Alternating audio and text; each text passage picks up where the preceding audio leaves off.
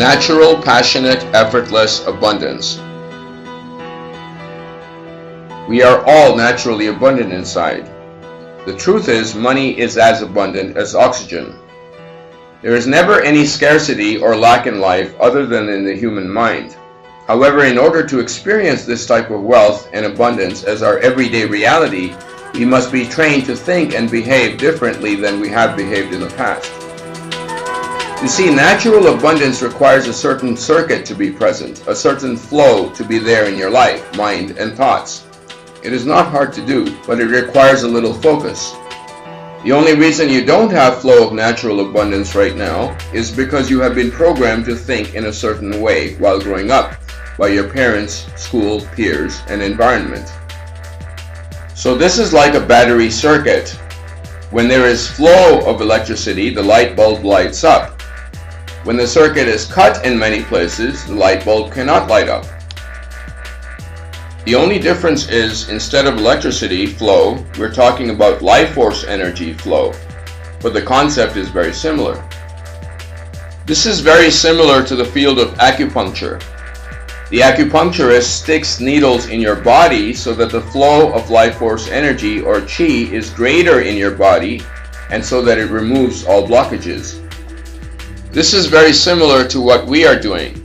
Instead of sticking needles in your body, we are using something called the free inner joy method. The inner joy method works with great precision to remove blockages in your body, mind, thoughts, and beliefs. It transforms your beliefs and creates natural abundance consciousness in you. This method is extremely powerful, and it is free. Just see my blog.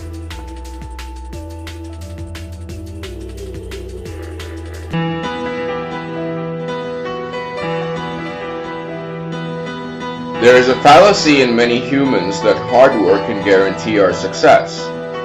I was communicating with someone on an online forum about how the life force energy works, and he was telling me that he thinks that the only thing that can guarantee our success is hard work and action. That is what leads us to the correct vehicle that leads us to ultimate success. This is how many humans think. I was telling him that hard work is definitely good. I would encourage working hard. But hard work should not be the only thing that you look at or focus upon. Try to find something that you love to do and are passionate about. Then working at it is natural and fun. I show you how to do that in my free Joy to Abundance course, which is on my blog. Really successful people such as Steve Jobs, Donald Trump, and Warren Buffett say the same thing. I would not say that hard work guarantees anything. Let me give you an example. You have probably seen this video that is going viral on YouTube, Wealth Inequality in America. All the news outlets are talking about it. I explained to him that even though most Americans are working harder than ever before, and reducing their sleep patterns to almost unhealthy levels, most Americans are becoming poorer and poorer. Hard work doesn't guarantee anything. In humanity's past, it definitely seemed as if the harder you worked, the more success you got. The mistake people make is that they think that these days the same thing holds true. That is not necessarily so. It seems as if the boulder is bigger and the incline is steeper than ever before. If you have tried working hard and not as yet achieved success, I highly recommend do yourself a favor. Try my methods with an open mind. You will find a night and day difference with my methods. Watch all parts of this video first, then take my free Joy to Abundance course, which is on my blog. If you do this, you will find a world of difference in your ability to create unlimited, effortless success in anything.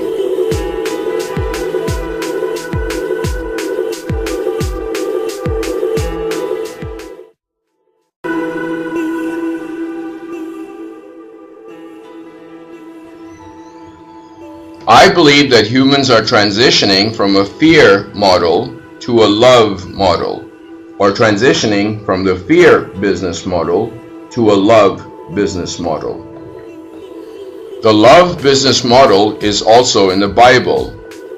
Matthew 6:25 says, "Therefore I tell you, do not worry about your life, what you will eat or drink, or about your body, what you will wear. Is not life more than food, and the body more than clothes? Look at the birds of the air. They do not sow or reap or store away in barns, and yet your heavenly Father feeds them. Are you not much more valuable than they?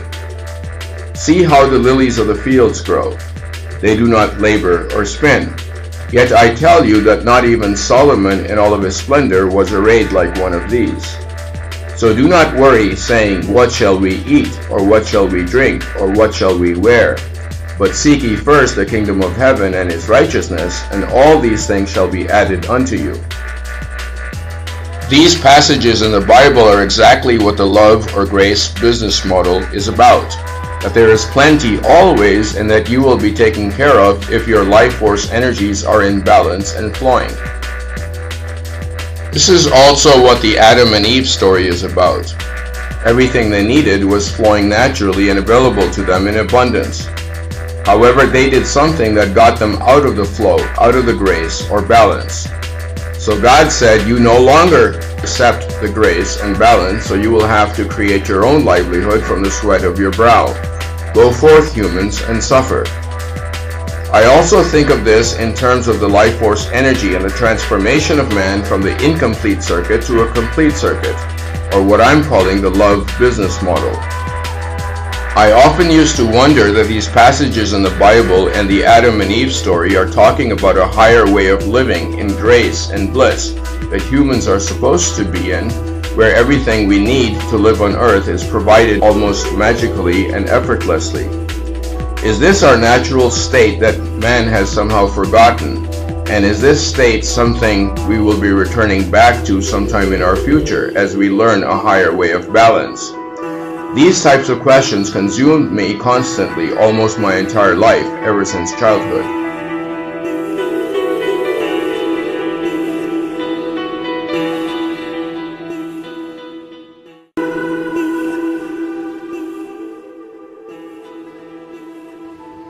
When you truly love something, anything, you are like a gardener who is flowing the water of God or the universal life force energy to your thing that you are paying attention to or focusing on.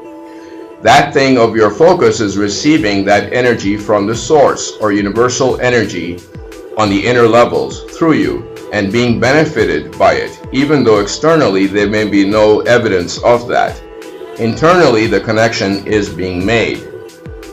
As you continue to focus your love or attention in that area, what happens is you start receiving ideas from the cosmic space, from other dimensions. So ideas like, wouldn't it look more beautiful if we did this? Wouldn't people be more joyful if we did that? As you keep acting on these ideas, you get more and more ideas. You keep getting these ideas so long as you aren't blocking them and truly loving that area or thing, with no focus on your own reward or money. That means doing things for the fun of it. This is called passion. It is also called heart inspiration or channeling from a higher space. This applies to any field in life, not just gardening.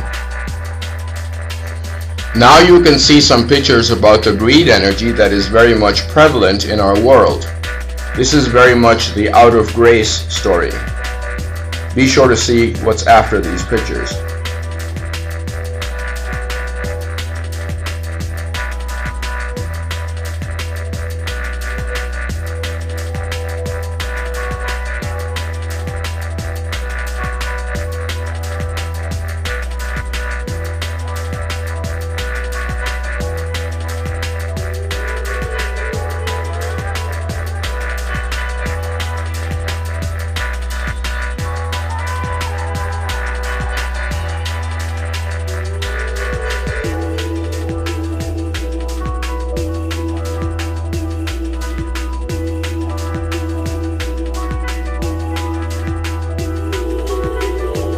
Krishna is the Hindu god that is often shown playing his flute. The flute is supposed to represent us, or humans. What we are told is that make your flute clear and pure, so that the cosmic energy of God can flow through you uncluttered or without blockages. The flute also represents pay attention to the tune of God that is inside each of us in our hearts. Pay attention to that tune that is uniquely who you are. As you pay attention to that tune will grow. It will become larger in your life. It will create the abundant, joyful life for you that you're wanting.